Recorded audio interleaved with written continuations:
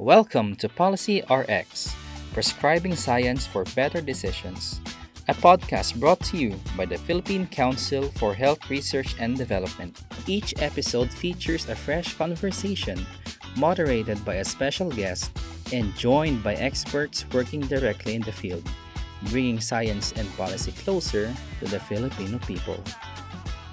So sit back, tune in, and join us as we dive into meaningful conversations that put health at the heart of research.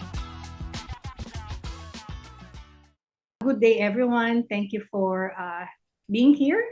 And it's really a pleasure for me to moderate this podcast so that we can reach out to others, particularly on the very essence of your research. No?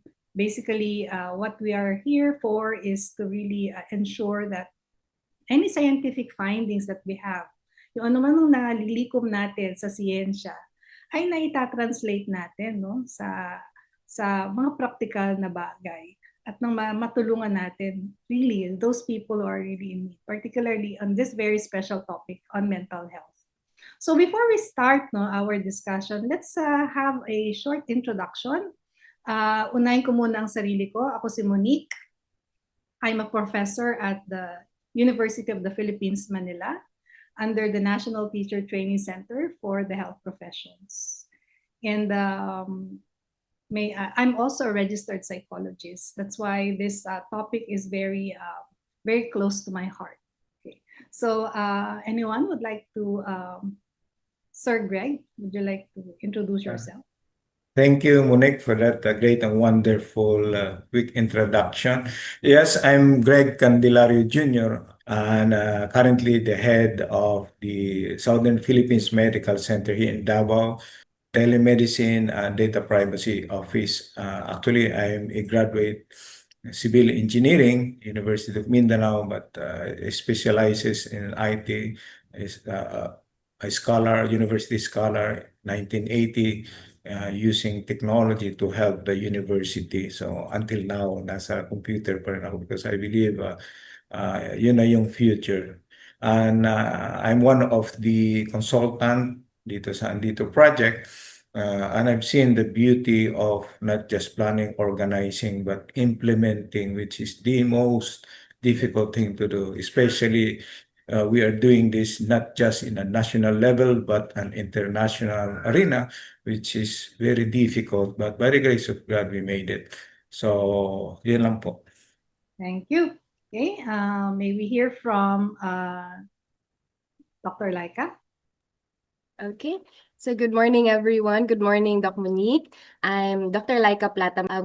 I was the project leader of the Andito project, and currently I'm connected with the Davao Medical School Foundation. I'm a research faculty of the Center for Research and Development and a part-time professor as well, assistant professor for the Department of Pharmacology and Arts of Science and Medicine. I'm also a part-time school physician of the institution from which I graduated from as a degree of medicine. And currently I'm taking up a residency course of lifestyle medicine and other postgraduate studies as well.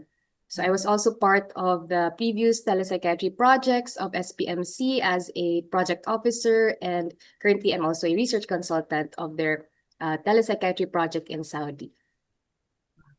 Thank you so much, Doc Laika. Doc Cristel? Or Ayan. Cristela? Should I call you Cristela? Good day, everyone. Thank you so much for having us. No, my name is Cristela Candelario. You can call me Ella. I'm a assistant professor of medical laboratory science or medical technology at San Pedro College in Davao City. Currently on leave to focus on my studies in Doctor of Public Health. I specialize in health promotion and education. Currently in my dissertation year.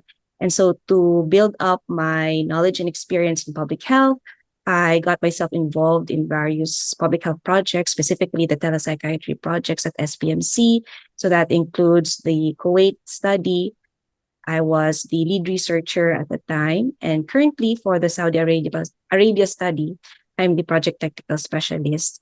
And so for the Andito stakeholder engagement study, I was the S&T consultant. So thank you so much. No, so I think We will start with understanding better the story behind the study, right? And coming from you people, no, this is really inspiring because having this research, no, and translating it to practical learning moments, no, or learning activities would really ensure na merong mga oportunidad ang ating mga OFWs, no, when it comes to reaching out and seeking for help. And your study, the title is Andito. Ang ganda, no? Andito. I am here. So advocating national discourse to integrate telepsychiatry in policies and programs for overseas Filipinos. So siguro una kong gusto malaman, anong inspirasyon ninyo, no, to work on OFWs, mental health in the first place? Bakit ito po ang napagtuunan ng ganitong pag-aaral? Sige po akong answer niyan. Actually, I'm a former OFW. I was hired by an American company in New Orleans, Louisiana, and I was assigned in Dubai, family status together with my family. My children who are in IT and my daughters who are in the medical field, it's a great opportunity and it inspired me to help the OFW. So it takes two to tango, medical and technological. And that's why I was inspired to do this one. I'm aligning myself with God's command, saying to love Him above all and to love others as God has loved us. Others, Filipinos, I've seen the sufferings face to face in my eyes, and that's why I was inspired to do this mental health na endeavor for the OFWs po. So you mentioned something about technology and medicine. Most of the time, ang ating connotation pagdating sa technology, yung mga hardwares, di ba? Yung mga devices, no? Pero yung pagtuunan natin ngayon yung mental health, that's really new and innovative, no? Although matagal na natin pinag-uusapan yung telepsychology, telepsychiatry, no? So this innovation, no? Nakikita niyo po ba na ito ang talagang sign of the time? Ito na po ba ang talagang direction? Kaya po nandito po ang anchor ng inyong research? Yes po, because we fully understand that there are not enough experts, psychiatrists and psychologists, and we know that their time is so precious. And I learned that psychiatrists and psychologists, majority of them are in the private practice, not much in the government. So the more we have to maximize their time in terms of productivity.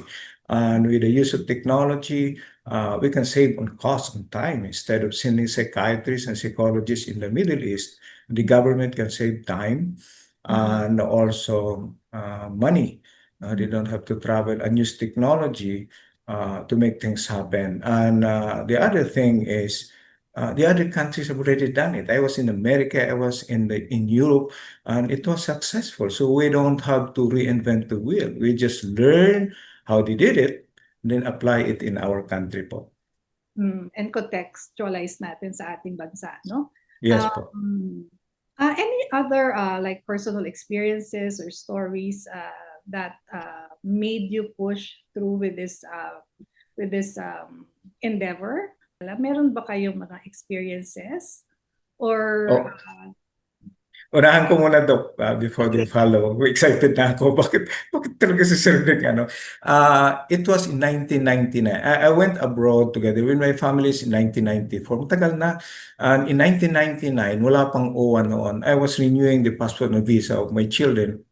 And I was in Abu Dhabi, United Arab Emirates. And when I was there, I went to the comfort room and I've seen so many ladies in two rooms.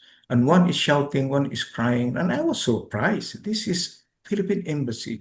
So I talked to the Consul General. Nag-renew na ako. An office, right? So I was expecting that people are just sitting normally and do something. But this is weird. Wala pang OWA. Yung ano, Greg, yung umiiyak doon, sexually abused yun, Greg, ang isa maltreated. Ko, ha? And then where is your psychologist and psychiatrist? Wala nga, Greg eh. So the resolution of this one is so slow or close to zero. Now I understand based on your paper that you are working as an expert in IT with a multinational. So maybe one day, Craig, you will have a solution using technology. Please, I beg, help them. So talagang pumasok sa puso ko. Hindi ako nakatulog. I told my wife, this is something that needs to be done. But the problem is, I'm not working in a healthcare facility. I'm working in a fabrication and engineering company. But probably we just pray, mommy. We just pray, and miraculously, it happened. So that's one thing that was about 26 years ago, to be exact. Talagang kinount ko yon. And God is so gracious, Monique, no? With my children are very supportive when things happen. Glory to God po. Oh, thank you. That was a very inspiring experience coming from you, no? From a very techie guy, and then you are now immersing yourself to the psychological or psychiatric side of things, no? Or yung social sciences, no? So, and you mentioned something about itong mga abuses creating, which resulted to mental health issues for this OFW. Pero when people hear about mental health, no, for OFW, ano kaya ang nasa isipan nila, no? What comes to their mind, no, when they are told about, nagpakonsulta ka na ba sa isang psychiatrist, o nagpakonsulta ka na ba sa isang psychologist, no? Mga ganon. Meron ba tayong mga ganyang pang usapan? Meron ba tayong pag nakakarinig tayo ng word na mental health or mental problem, mental disorder, ano po ang mga na-encounter yung mga impressions? Okay. Sige, I'd like to answer that question. So, actually, it depends on the time and the class in terms of income. So, mental health was recently just been talked about mainstream nung pandemic, but more of the upper class. Kasi nga, di ba, of the isolation, no, of the restrictions, yung mga nasa upper class po, dun pa nila na-feel na magkakaroon pala talaga sila ng mental health problems because of that. Mental health was talked about widely. But for the middle class and for the lower income class, it has always been a problem, no? Especially for those working in domestic care. No, when you welcome someone in your home, it's a different story talaga. You go through their cultural differences, and there are not just the cultural, but there are a lot of differences. And some of these lead to conflicts with the employers, no? Could lead to several cases even, no? So, which affects them profoundly, no? Because kahit konting mga actions nila could lead to legal cases and could lead them to be repatriated to the Philippines or deported to the Philippines. And with that, with cases that could last a long time, it could affect them profoundly, which could lead to significant diagnosis and even to mental health disorders. So that is what we found out, no, with the studies that we had, especially for the lower income class po. Oo, no? And then, pag sinabi nating lower income class, these people, most of them, which really the subject of your research were OFWs, no? They entered the workforce overseas because yun nga, economically they couldn't find parang more stable, steady income. That's why they try going abroad, di po ba? No? Pero yung mga nakita niyong based on your studies, no, si Sir Greg nakita niya talaga firsthand, no, yung mga struggles ng ating mga OFWs. Pero ano yung mga nakita nating mga common mental health struggles ng ating OFWs? What were their experiences based on your early observations and consultations? I'd like to start with that, and then maybe Ma'am Ella will follow up with the other details. So, as a medical doctor, no, in their previous weight study, and along with our psychiatrist, there were several diagnoses talaga na significant for the Kuwait OFWs. Among them, the top was acute stress disorder, followed by PTSD, if I'm not mistaken, post-traumatic stress disorder. There were some participants who had major depressive disorder. Brief psychotic disorder was even noted among the participants, and adjustment disorders as well.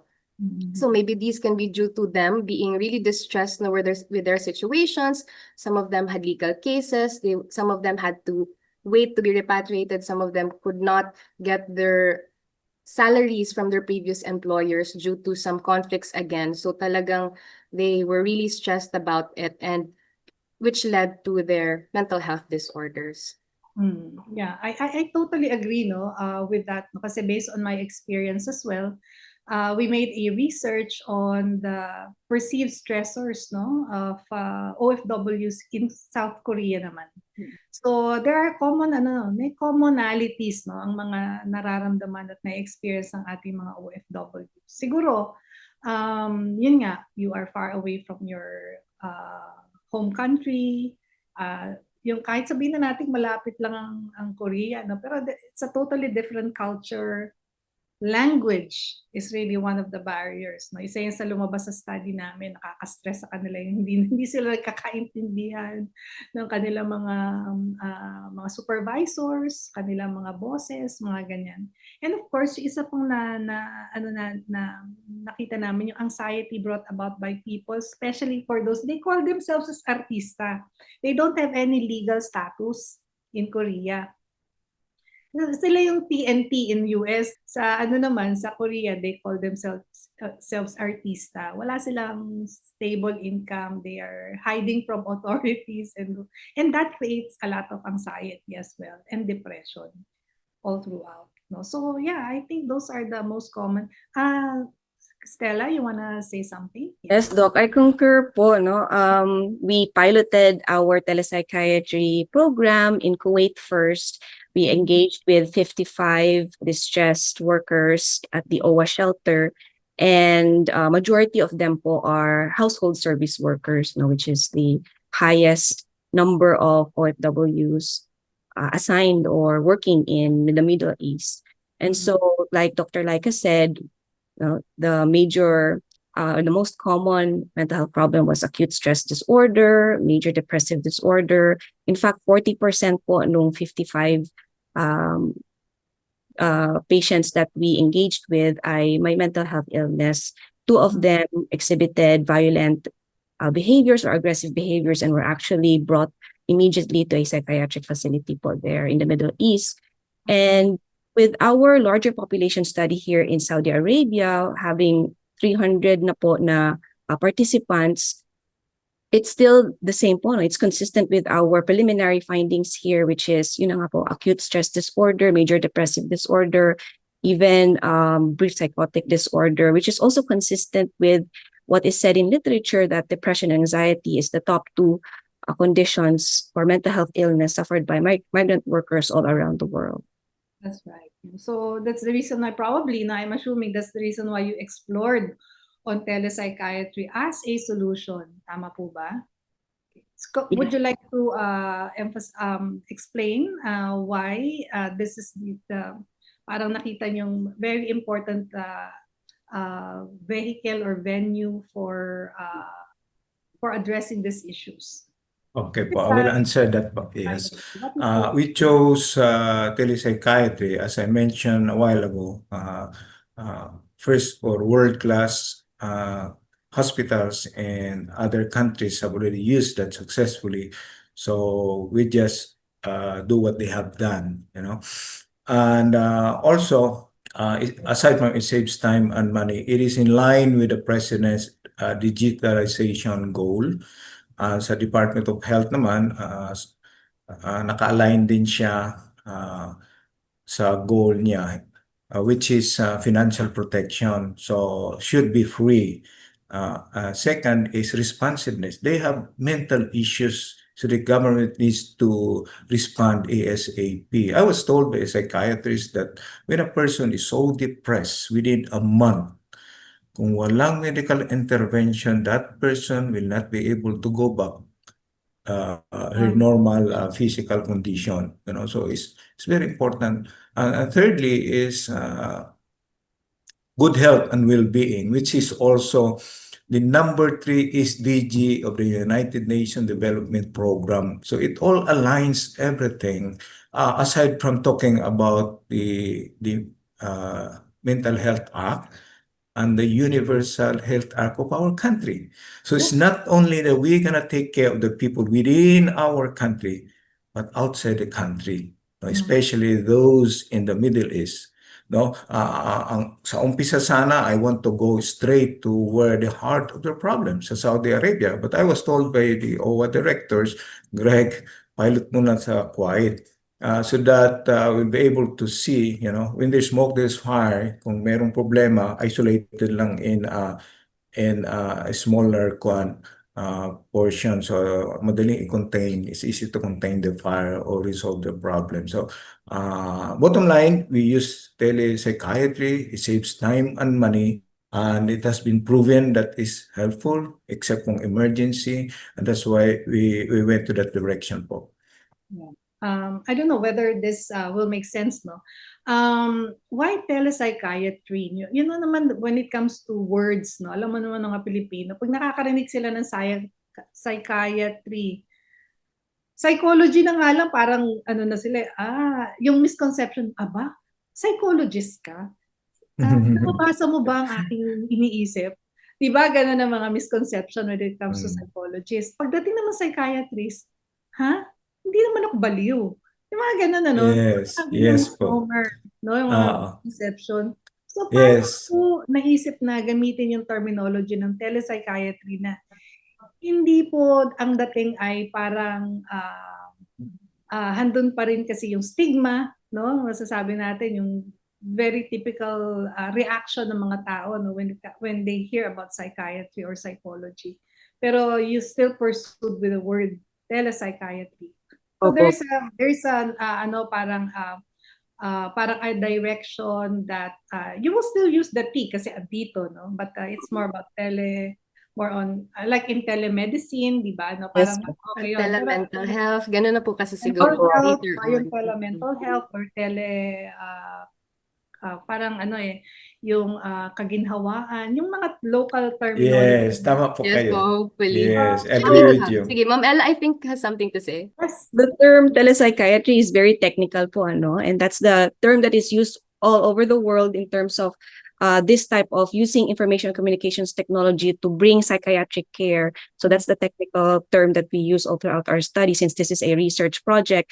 However, when it is adopted or translated into an actual program, the name of the program needs to change into something that is more or empowers the individual or brings parang positive psychology, like terms like perhaps telemental health, because unfortunately there is still stigma in the Philippines. And that's why one of the objectives of our Saudi study is to determine the mental health literacy as well of the OFWs, because from knowing their awareness, knowing their knowledge, and knowing the gaps there, we can find solutions to address that. And hopefully also the rest of the Filipino community, that it's nothing to be ashamed of. No, talking about your mental health should be open. You should be comfortable. It influences kasi your health-seeking behaviors. And so studies like these that delve into mental health solutions and being at the forefront of people's agenda, of policymakers' agenda, is very important to address those stigma and misconceptions. And so later, when our program is adopted, hopefully by the DNW, by the OWA, if it is institutionalized, then we can come up with a more appropriate name that is approachable and accessible as well to our target beneficiaries. Right. No, thank you for that clarification. Kasi I am in the field of psychology, pero andun pa rin yung agam-agam, no, na naku, kaya ba to ng ating mga OFW na may Yes, Doc. Yeah. Baka ang mga nagkukonsulta lang dito yung talagang meron na talagang issue. Hindi tayo more on nagiging more prescriptive ba instead of preventive, no? Pag may mga ganyang konsepto. At isa nga sa iniisip ko din, no, I don't know whether it will add to your refinement of your research, no, how yung preparedness po nung nagde-deliver ng telepsychiatry. No, so who are these people, yung availability nila for consult, no, credentials nila, kasi meron po tayong mga batas, no, na lalo na sa mga telepsychology na hindi agad-agad na pwedeng magbigay ka ng remedy or consultation, lalo na kung meron kasi mga turf yan mga bansa na dapat aware tayo. So probably it's really part of the policy making, no? Siguro po later we can discuss that, no? So again, ang ganda, no? I think we already explored the story behind the research or the study. Siguro pag-usapan naman natin yung key findings nito. Anong resulta ng inyong mga ng inyong mga pag-research, no? Ano yung proseso? Let's talk about the process. How did you collect the insights, no? You're from this OFWs. Meron ba kayong inclusion criteria? Ano ba yung mga dapat ma-qualify para maging part ng research na to? You mentioned something about 50 plus sa study na to, no? Sige po.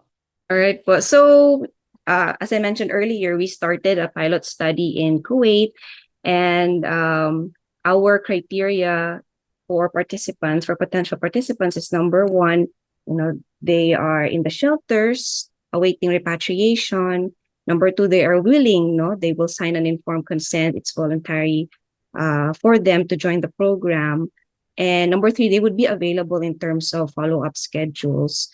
And so from our findings, we observed that out of the 55 patients, we had 40% of them suffering from mental illness spanning from acute stress disorder, major depressive disorder, brief psychotic disorder, post-traumatic stress disorder, adjustment disorder, like I mentioned. And then we also had an open-ended part of our survey. So we used an adopted tool called the telepsychiatry satisfaction and utilization questionnaire. And we found out that most of their answers were at the strongly agree option of the 5-point Likert type scale. So that translates to 4.77 out of 5 or 95% satisfaction rate among the participants. Based doon sa kanilang mga feedback, we found that they were really happy and grateful to have such a program. May nakakausap na silang mental health expert who understands their problems without judgment. Kung yung sinasabi natin na culturally responsive or culturally appropriate care, kasi kapwa Pilipino nakakaintindi, the language pa lang na used, I guess that all of those factors influenced the high satisfaction rate. And so based on our pilot study, we wanted, of course, to prove that such a program is still feasible in a larger population. And so we went to the heart of the problem, as Sir Greg mentioned, which is Saudi Arabia, where most of the welfare cases are, reported as well. So we were just finished with Riyadh, and then we're about to begin with Jeddah, which is a port city. So we have not gotten to analyzing the preliminary results yet. However, from what we observed so far with our study, the same mental health conditions can be observed, and we want to also determine their mental health literacy aside from how they use telepsychiatry this time. Yeah, that's really critical, makita natin yung readiness nila at saka yung perception nila when it comes to available services, Yeah, so thank you, Dr. Stella, for that. So in your dealings with our OFWs, what were the most eye-opening? Meron ba kayong mga aha moments or habag moments? Ano ba yon? Yung mga unexpected things that you discovered, mga unintended outcome ng inyong mga research. I'll try to answer that without being emotional about it. Kasi po talaga, it can be really emotional when it comes to telepsychiatry for OFW. So as a medical doctor, and long ago, I did somehow consider taking up psychiatry as my residency course. But when I was fully immersed with it in our rotation, I found that maybe I'm not for it because it can be really emotionally draining and mentally draining. And I didn't want to feel helpless for the patients because some of the patients can have long-term issues or like a lot of them. But what I found out, and here in the telepsychiatry, is that it's even more heartbreaking. No, if I were to speak in Filipino, nakakalungkot, nakakaiyak, at nakakagalit talaga yung kanilang mga sitwasyon doon with how they are being treated, no, with how they are suffering in silence. Although magaling po talaga yung embassy, the OWA, they provided shelter, no, they provided staff who were really genuinely caring for these OFWs, even spending their own money and their own resources just to take care of them. And we really applaud them for that.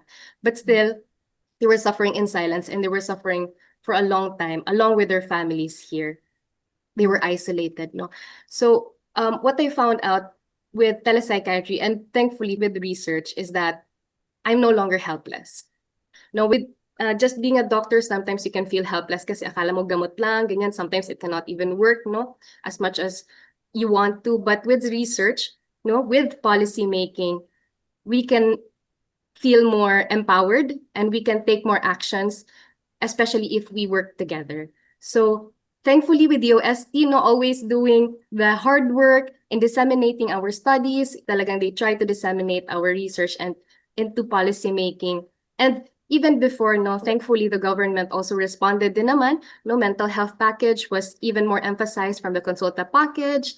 There were hotlines that were open for OFWs. So meaning meron po talagang pwedeng magawa compared to what it was before. So ayun po, that was really eye-opening and really made me thankful that there is something that we can do right now, thankfully to research.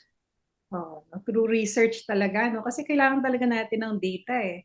Hindi pa pwedeng magbibigay ka ng pondo, magbibigay ka ng programa, tapos sino makikinabang, wala talagang patutunguhan kung wala tayong siyensya to back it up. Yeah?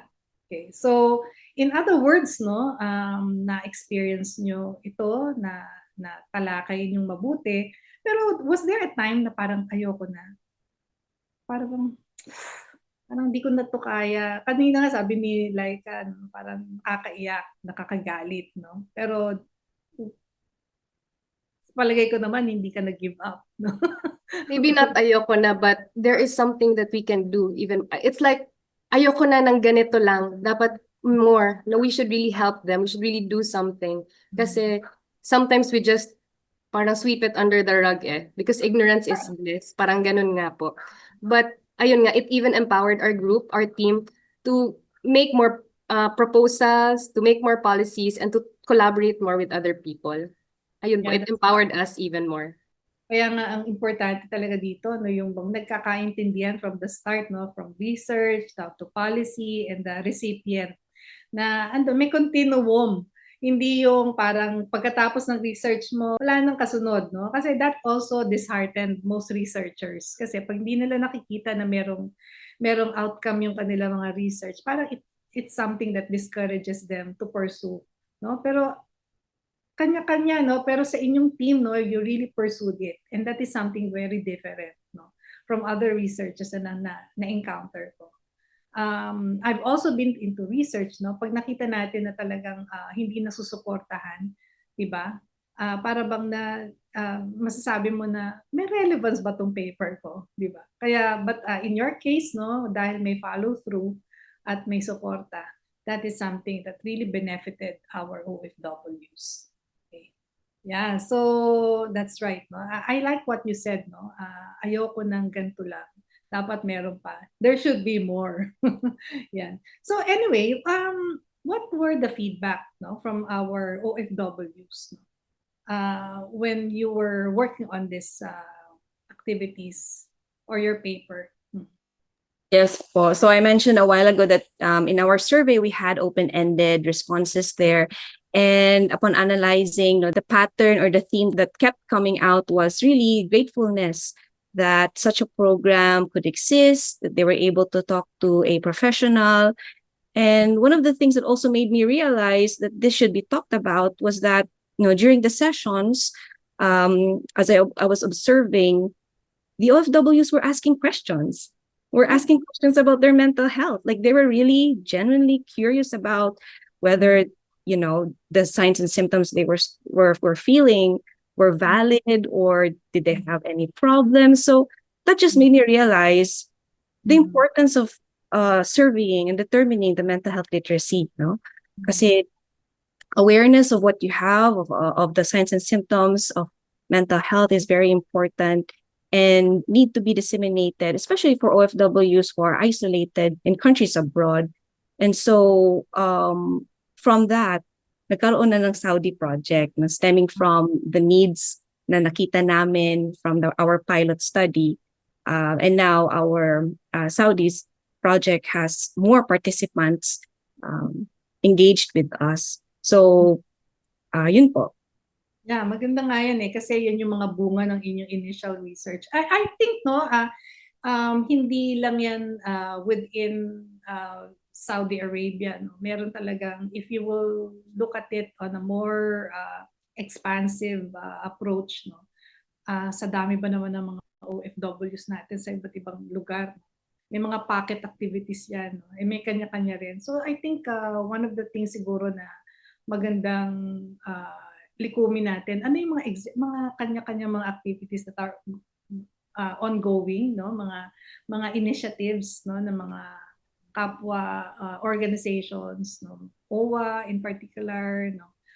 What were maganda rin likumin to para naka-align po. Kasi sabi ni Sir Greg, no, alignment is key ng mga programs na parang itong telepsychiatry that you started, no, based on the key findings that you were able to gather, no, can be applicable also to other areas, no, needing similar support.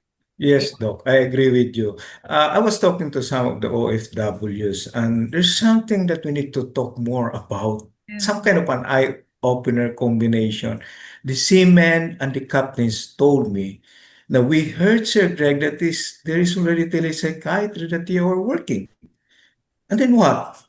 We've got a problem with seamen around the world. Meron ng mga mental health issues sila. Before, pag sumulat ka, 1.5 months bago dumating, right now, online na na may problema na sa bahay, blah, blah, blah. So it sinks into their minds, into their hearts. We cannot just jump ship and go to our country. So the problem is, accumulating, and they do something which should not be done. And I told them, we are still in the land base. Okay, it's parang suntok sa buwan plus the maritime. So that's one area that needs to be done as well. And therefore, it requires budget. Without round, we cannot move around. So, and that's why institutionalization is one of the keys, and that's why we need policymakers in Congress and Senate so they can see the big picture. The impact is so huge. These OFWs are sending remittances, $30+ billion per year. That's a lot, So, and we call them modern heroes. And then what? We have to take care of them. Para bagang patient-centric sila na all the government agencies and all the SMEs, subject matter experts, needs to work hand in hand, sabi nga ni Dr. Laika and Ma'am Ella, to make things happen for them po. That's right. No? Kaya nga importante rin na, how would you explain this, for example, no, to someone who is unfamiliar with the topic on telepsychiatry or even mental health for that matter? No? So paano nyo ito i-discuss sa kanila? How are you going to initiate conversation? Ang dating ay para bang consultation right away, no? Or hindi yung magigipang direction siya or magigipang hadlang ito yung programa na to. What's amazing po, Doc, is that even if the word we used was telepsychiatry and it was all over the banners that was created by the OWA shelters, a lot of patients actually were very interested and minsan nag-uunahan pa sila to sign up with our program. So ganun po yung talagang need. There's really a huge need for mental health support that is culturally appropriate for our OFWs. And so with what we did, for people who might not be familiar, again, telepsychiatry is the use of information and communications technology to bring psychiatric care and to erase those borders, wherever you are in the world. Since this is a telemedicine endeavor, you can be reached. So that means increase of your access, specifically for mental health care access.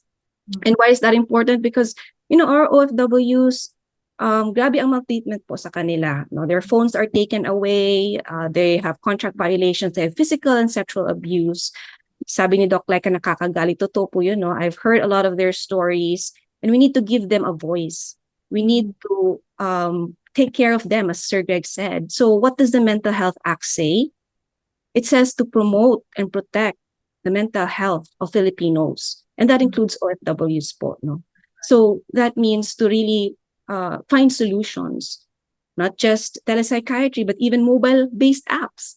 There is another group, I think in Macau, who did an app for OFWs with 60+% interested in using such an application. So talagang this can't be done by one team alone. Yes.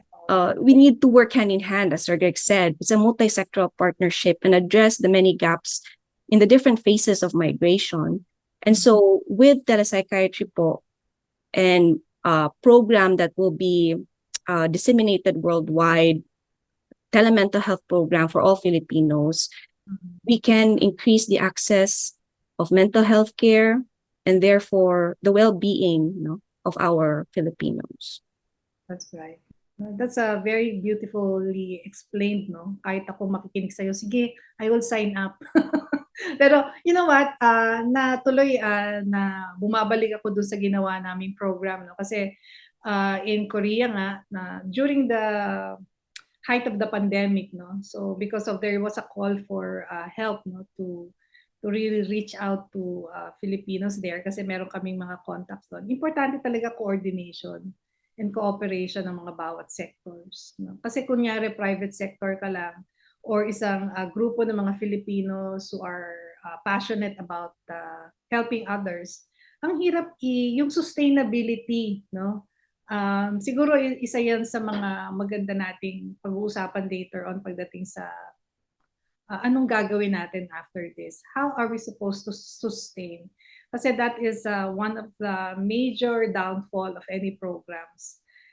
Although ang ganda-ganda ng plataforma natin, ang ganda ng mga projects natin, pag walang stable platform, hindi siya masusustain. And I hope in terms of this project, we would be able to, or you would be able to really extend more, At hindi lang tayo mag-focus sa Middle East, Marami talagang mga Filipinos who are really seeking for this type of service. About the Mental Health Act, yes, it's been there, it has been approved. Whether the nabasa ko yung paper ninyo, whether the OFWs are included in such, that remains to be seen. Kaya nga maganda pag-usapan natin dito. Ano na yung mga polisiya at recommendations na develop out of this study? What specific policies or programs did you recommend based on your findings?